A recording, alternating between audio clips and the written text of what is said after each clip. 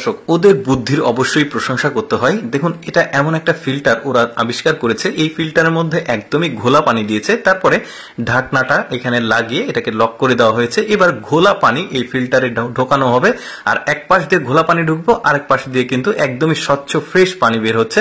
কি চমৎকার! বন্যা কবলিত এলাকায় কিন্তু এই ধরনের জিনিসগুলো খুবই উপকারে আসবে। এরপরে দেখুন, কমলা লেবুগুলোকে নির্দিষ্ট সাইজে মানে পৃথক করার জন্য এরা দারুণ একটা বুদ্ধি খাটিয়ে চাকা তৈরি করেছে। এখন ওই যে ছিদ্রগুলো আছে, কোনোটা বড় কোনোটা ছোট, যেটা বড় সেটাতে বড়তে যাচ্ছে, আর যেটা ছোট সেটা ছোটতে পড়ছে। কি চমৎকার বুদ্ধি দেখুন। তারপরে এই লোকটার হাতে একটা ফ্যানের পাখার মতো রয়েছে চারটা, এটা যখন ঘোরাবে চালু করবে তখন কি চমৎকার সিনারি ভেসে ওঠে। দেখুন, অ্যাকোরিয়ামের মতো মাছগুলো আসলে ঘুরছে। এছাড়া কিন্তু বিভিন্ন ধরনের সিনারি ভেসে ওঠে।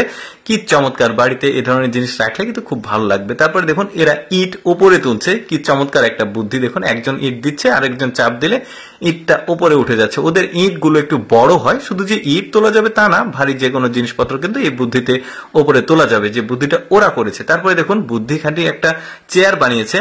আমার কাছে বেশ চমৎকার লেগেছে। এই চেয়ারে যখন শুয়ে রেস্ট নেওয়ার পর উঠলে দেখতে পাচ্ছেন এই চেয়ারটা অটোমেটিক দাঁড়িয়ে যাবে। বেশ চমৎকার বুদ্ধি। তারপরে দেখুন, গাছের চারা লাগানোর জন্য দারুণ একটা বুদ্ধি এটা। যে কোনো চারা আপনি পাইপের মধ্যে দিয়ে সাইকেলের পাম্প দেওয়া হয়, ওই রকম একটা সিস্টেম আছে। জাস্ট চাপ দিলে চারাটা খুব চমৎকার ভাবে কিন্তু মাটিতে গেঁথে যাচ্ছে।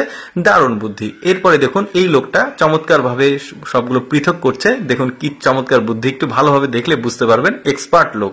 তারপরে দেখুন, পাহাড়ি অঞ্চল উঁচু নিচু হয়, সেখানে কিন্তু ভারী জিনিসপত্রগুলো নিয়ে যাওয়া নিয়ে আসা খুবই কষ্টকর হয়।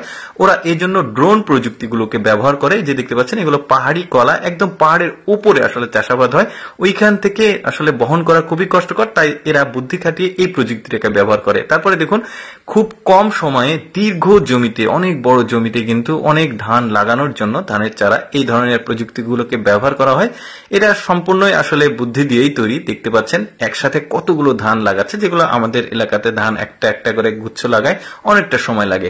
তারপরে দেখুন, আখ ছেলানো মেশিন তৈরি করেছে ওরা। কি চমৎকার! দেখুন, সম্ভবত এটা কোনো ফ্যাক্টরির হবে, হয়তো চিনির ফ্যাক্টরি। এরপরে এটা দেখতে পাচ্ছেন কি চমৎকার একটা ঢেকি তৈরি করেছে ওরা। দেখুন, এই মোটরটা ঘুরছে, চাপ লেগে এই ঢেকিটা এখানে কিন্তু মানে এটাকে বাঁধছে। বেশ চমৎকার! এটা জাস্ট মানে নমুনা দেখিয়েছে। এই সাইকেলটাকে তৈরি করেছে উনি, দেখুন কি বুদ্ধি করে, যেখানে মানে এক জায়গাতে প্যাডেল থাকে, এটা সামনে লাগিয়েছে, আর উনি শুয়ে শুয়ে আসলে সাইকেলটা চালাচ্ছে। দেখুন, এই লোকটা এই বক্সের মধ্যে বাদাম দিচ্ছে বা যে কোনো বীজ দেওয়া হয়। তারপরে বীজ দেওয়ার পর এটাকে ঠেলে নিয়ে গেলে এই চাকার মাধ্যমে একটা একটা করে জমিতে কিন্তু বীজ রোপণ হয়। কি চমৎকার! এটাও কিন্তু বুদ্ধি খাটিয়েই বানানো। তারপরে দেখুন, এরা কত চমৎকার ভাবে কাজ করছে। দর্শক, কেমন লাগলো ভিডিওটা কমেন্ট করে জানাবেন।